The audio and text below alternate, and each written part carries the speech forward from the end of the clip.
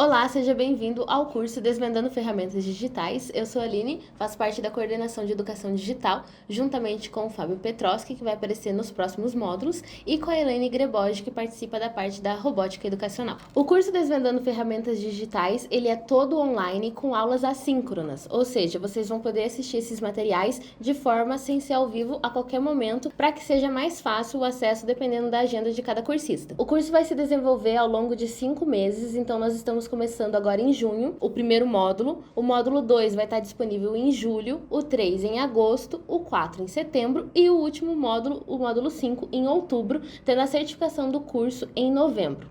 Para alcançar a certificação, há necessidade de participar, então, ali dos cursos e de, além de assistir às aulas, preencher as atividades que vão ser sempre feitas através do Google Forms. Esse slide que está sendo exibido agora, ele é bem importante porque ele tem as datas certinho do início e o final de cada módulo. Então, ali nós estamos começando o módulo 1, hoje, dia 20 de junho, e ele tem que ser finalizado até o dia 5 de julho, porque nós demoramos para estar disponibilizando essa aula justamente por esse tempo de adaptação em que a gente estava cadastrando as pessoas dentro da plataforma aqui do Google Classroom. Algumas tiveram dificuldade em estar acessando, então tivemos esse tempinho de atraso aí de estar divulgando esse material. Então, a gente vai dar um tempinho a mais para ele ser realizado. O módulo 2, então, ele vai ter início aí no dia 8 de julho, sendo finalizado no dia 31 de julho. E a partir dali, então, a gente mantém os módulos certinho. Cada módulo, um mês. Então, o módulo 2 vai ser realizado inteiramente em julho, o módulo 3 em agosto, o módulo 4 em setembro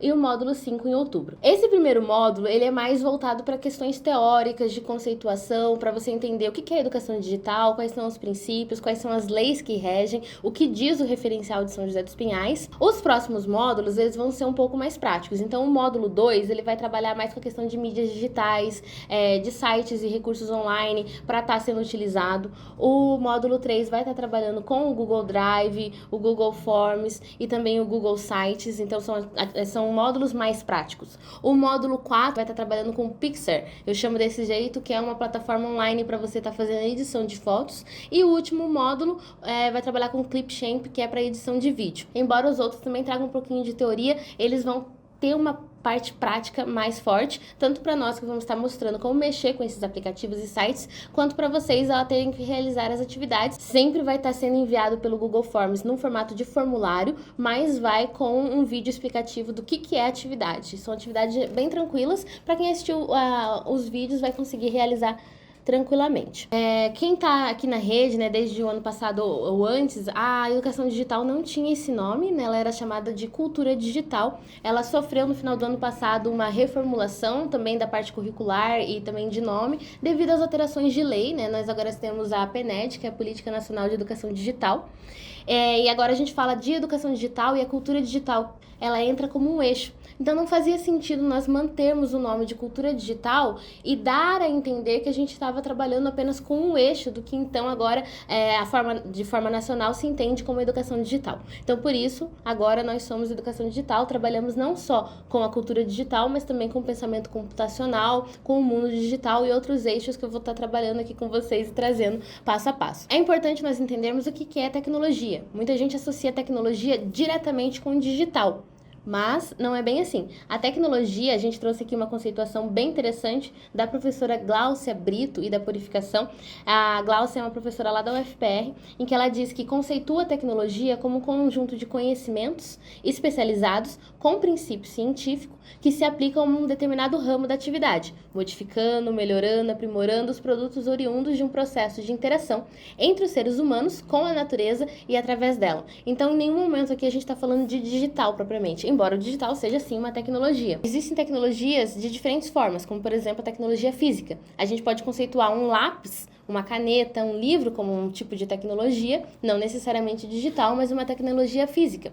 A gente também tem tecnologia simbólica, por exemplo, que está se relacionando com a forma como as pessoas se comunicam. Então, a própria linguagem é uma espécie de tecnologia. Tecnologias educacionais, quando nós pensamos no giz, no quadro, são tipos de tecnologia. E, claro, as tecnologias digitais. E aí a gente pode pensar em plataformas de aprendizagem, em jogos digitais, em softwares, em aplicativos. Além de pensar tecnologia e pensar nela como física, organizacional, digital, enfim, nós também pensamos você já deve ter ouvido, inclusive, falar de TICs, TDICs, o que é tudo isso? As tecnologias de informação e comunicação, elas são aquelas tecnologias portáteis, em que elas reúnem instrumentos que apresentam tanto a parte da imagem quanto a parte sonora. Trabalham com a questão da microinformática. A tecnologia digital de informação e comunicação são tecnologias que têm o computador e a internet como a base, como instrumentos principais, que diferenciam elas então ali das tecnologias de informação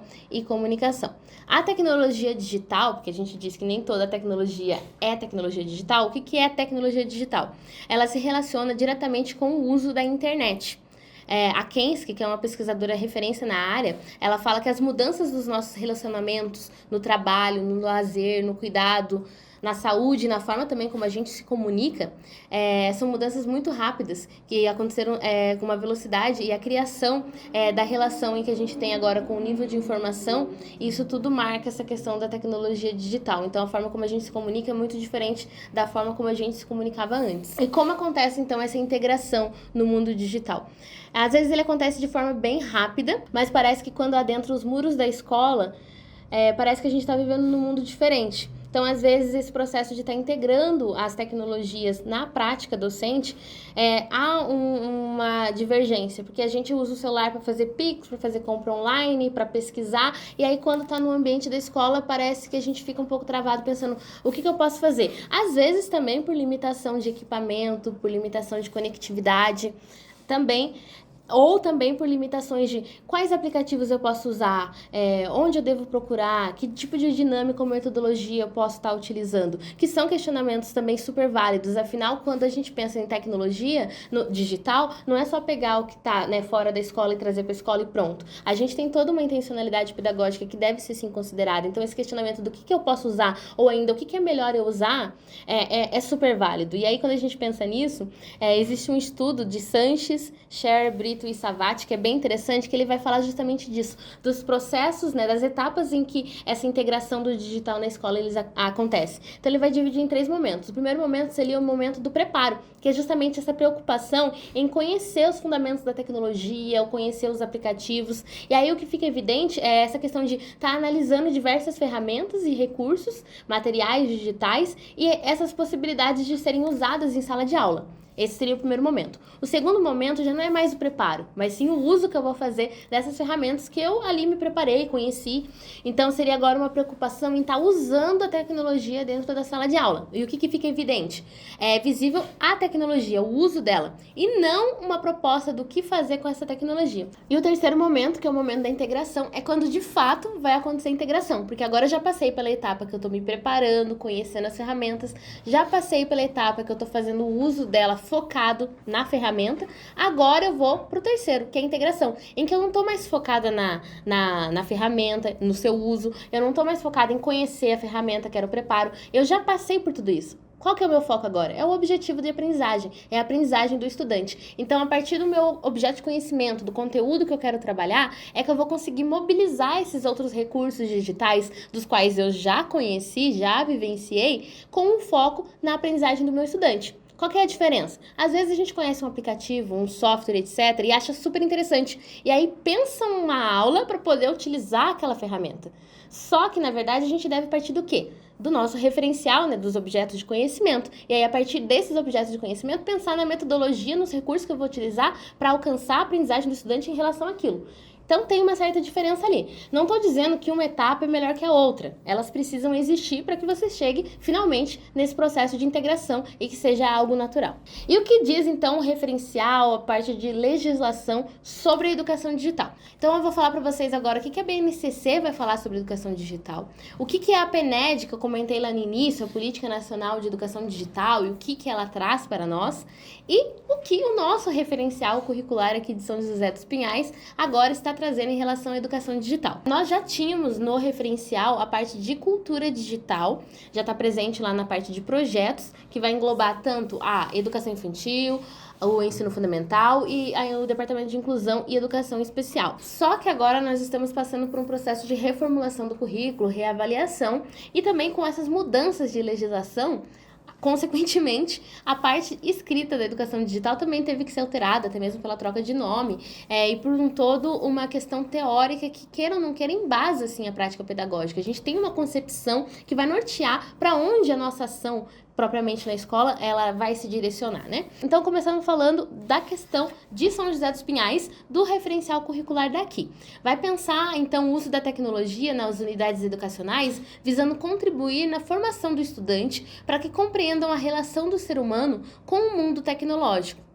Espera-se que os estudantes observem também que o mundo tecnológico é resultado de um longo processo que envolve a criatividade humana, a perseverança, o rigor, o pensamento científico, o conhecimento, as habilidades e as práticas. Então não é simplesmente utilizar uma ferramenta digital, utilizar um recurso, não é isso que é a educação digital.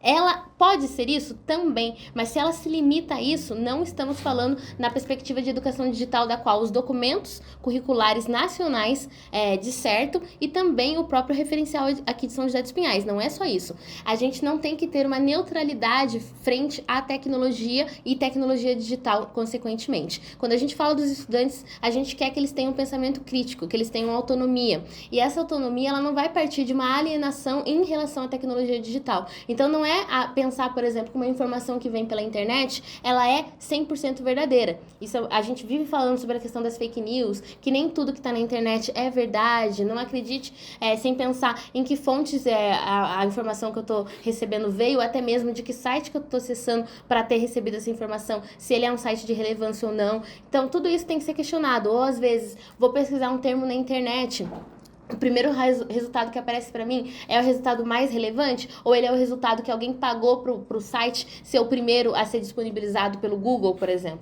Então a gente tem que ter esses questionamentos, e às vezes a gente está simplesmente acomodado em utilizar as ferramentas digitais e não se pensa ou questiona o que se tem por trás. Quando a gente fala em pensamento computacional, vai pensar em abstração, vai pensar em algoritmo. Hoje em dia, a questão de tecnologia, de trabalhar com, vamos pensar em faculdade já, né, de programação, de análise de informação, de computação, exige um certo pensamento também da matemática, da engenharia, etc., que envolve esse fazer da tecnologia, que às vezes a gente não se questiona, a gente está acostumado a utilizar e não pensa o quanto há um saber, o quanto teve que se ter nessa criatividade humana em desempenhar algumas atividades para que aquela tecnologia esteja ali disponível para a gente usar, e que para nós é cômodo, então, por exemplo, pedir um iFood pelo aplicativo, mas o que gerou, né, o que teve que ser estudado, construído para que as coisas acontecessem desse jeito. Então, sempre trazer um viés aí de questionamento, de reflexão mesmo, em relação às tecnologias que estão no mundo digital, já estão em contato com a gente, para o ambiente da escola. Então, assim, a educação digital, ela vai além de disponibilizar aparatos tecnológicos aos estudantes. Ela perpassa desde o uso da tecnologia para fins de lazer, até o uso consciente e as questões de segurança digital. Então, outra coisa que eu não comentei, mas que é muito importante quando a gente fala ali também de cidadania digital e de segurança digital, acesso à informação, compartilhamento de fotos, imagens, aonde eu estou acessando, aonde eu estou deixando meus dados. Então, são coisas bem importantes que sim, a gente tem que estar ali dando um direcionamento, que às vezes é uma questão muito pedagógica também, porque agora tudo isso faz parte do mundo que nossos estudantes estão vivenciando. Então, nós estamos preparando eles para o mundo, com conhecimentos necessários para que eles possam, né, saber lidar com a realidade que os cerca. Esse slide está bem longo, eu vou ler para vocês, mas ele é um resumo dessa concepção da educação digital, para vocês entenderem exatamente o que é, porque às vezes a gente tem alguma dúvida, o que é a educação digital, né, dentro aqui do município, enquanto projeto, futuramente programa, né, ele é a parte responsável por gerenciar, por articular, promover e incentivar as ações na educação infantil, nos anos iniciais do fundamental, na educação especial, na perspectiva da educação inclusiva e, né, também na educação de jovens e adultos, relacionada à tecnologia e seus saberes. Então, como eu disse, sempre pensando a questão também dos conteúdos próprios da educação digital e também de como a educação digital pode estar contribuindo para outros conteúdos, para outros componentes. Prezar pela interdisciplinaridade, pela transversalidade das ações curriculares e também na formação integral dos estudantes. É na interseção de 3 diferentes tipos de conhecimentos que se ancoram à base da educação digital. E esses aqui são bem importantes. Que tipos de conhecimentos e saberes são esses? O saber técnico, saber computacional e o saber pedagógico. E ali na coordenação da educação digital, tanto eu como o Fábio, também como a Grebode, a gente trabalha com esses 3 tipos de saberes. Então, quando a gente pensa no saber técnico, ele se refere ao conhecimento sobre as ferramentas e os recursos tecnológicos disponíveis, como usá-los de forma eficaz, e inclui também a compreensão das funcionalidades e aplicações das tecnologias disponíveis. Aí, quando a gente pensa em saber computacional, nós nos referimos a, além do simples uso dessas tecnologias, ele se concentra também na compreensão dos princípios subjacentes à computação e às tecnologias da informação. Relaciona-se com os conteúdos e com os saberes que são próprios da área da tecnologia e da educação digital. Então, quais saberes são esses? Relacionados à tecnologia e sociedade, à cidadania digital, ao letramento digital, o pensamento computacional, o mundo digital, a cultura digital e as mídias digitais e a comunicação em rede, que inclusive são os eixos presentes no fluxograma da educação digital. E, por último, ali, o saber pedagógico. Ele se refere ao conhecimento sobre práticas de ensino e de aprendizagem, incluindo teorias educacionais, novas metodologias, estratégias de ensino, abordagens de avaliação e compreensão de desenvolvimento cognitivo dos profissionais da educação e dos estudantes. Aqui tem uma imagem que nós mostramos justamente isso, essa articulação da educação digital, pensada ali para o século XXI. Nós temos que estar em constante trabalho com o saber técnico, pedagógico, computacional, tecnológico, para que aconteça a educação digital nessa perspectiva. Dentro do nosso referencial, então, agora nós trabalhamos com a concepção da coletividade, da interatividade, da criticidade no e sobre o mundo digital. Os elementos centrais da educação digital são a sociedade em rede, a inteligência coletiva e a ubiquidade. Os encaminhamentos metodológicos e avaliativos vão partir da criatividade, colaboração, comunicação e pensamento crítico. E da aprendizagem criativa. Então, sempre partir da imaginação, da criação, do brincar, do compartilhar, do refletir. E assim, como uma espiral, repete-se novamente. O imaginar, o criar, o brincar, o compartilhar e o refletir. Aqui está o fluxograma que eu acabei de dizer. A partir ali, então, da educação digital, nós temos esses eixos que eu comentei. Então, quando se fala em tecnologia e sociedade, nós pensamos nos avanços das tecnologias da informação e da comunicação e da tecnologia da informação e da comunicação digital para as pessoas. Cidadania digital, nós pensamos no uso da tecnologia de forma responsável, segura, crítica e inclusiva. O letramento digital se refere aos modos de ler e escrever em contextos digitais, a capacidade de entender e de usar a informação em múltiplos formatos. E aqui é bem importante, a gente sempre vai trabalhar com informação, porque o conhecimento é um processo diferente. A gente fala que a gente está numa sociedade do conhecimento, mas na verdade nós estamos numa sociedade da informação. Nós recebemos informação em tempo real e essa informação ela não é necessariamente conhecimento. Ela pode se tornar um conhecimento, Deixando claro aí. O pensamento computacional ele se refere a formular e solucionar problemas a partir de conhecimentos e práticas de forma lógica. O mundo digital, a programação, a robótica, o hardware, software, compreensão de redes e a internet. A cultura digital são novas formas de pensar, ser e agir a partir da coletividade, da interatividade e da criticidade em redes digitais.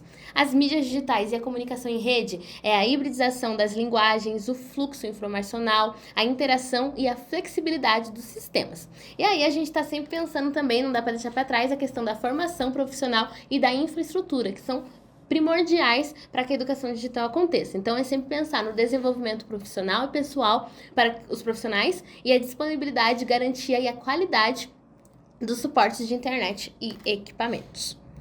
O que a BNCC vai dizer sobre a cultura digital? Vai entender ela como promotora de mudanças sociais significativas em virtude, ela acaba indicando algumas competências, para aprender a aprender, saber lidar com informação cada vez mais disponível, atuar como um discernimento e responsabilidade nos contextos das culturas digitais, ter autonomia para tomar decisões e ser proativo. Então, a Base Nacional Comum Curricular, de 2018, recentemente ela teve um complemento, que foi o complemento da computação. Esse complemento, ele vai ser indicado para a educação infantil, para os anos iniciais do fundamental, tanto quanto para os anos finais e para o ensino médio. Por quê? Com a PNED, que eu vou explicar daqui a pouquinho, e a obrigatoriedade de ter-se a educação digital, como um componente curricular, a base trouxe então um complemento, trabalhando com a mesma questão igual faz com língua portuguesa, história, arte, educação física. Ela traz objetos de conhecimento, as habilidades, os códigos.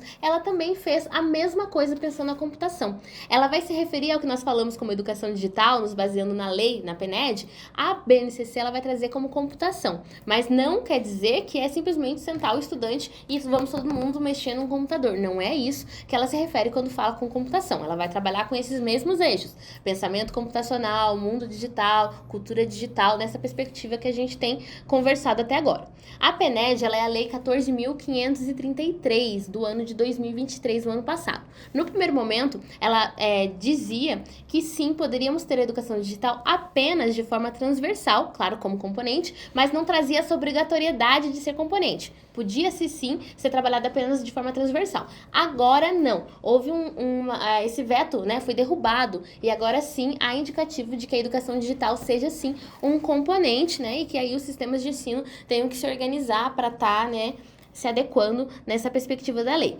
A PNED, como nós chamamos, a Política Nacional de Educação Digital, ela traz alguns eixos para que ela se assegure que isso se desenvolva. Então, o primeiro eixo é a inclusão digital, o segundo eixo, educação digital escolar, terceiro eixo, a capacitação e a especialização digital, e o quarto eixo, pesquisa e desenvolvimento em tecnologias de informação e comunicação.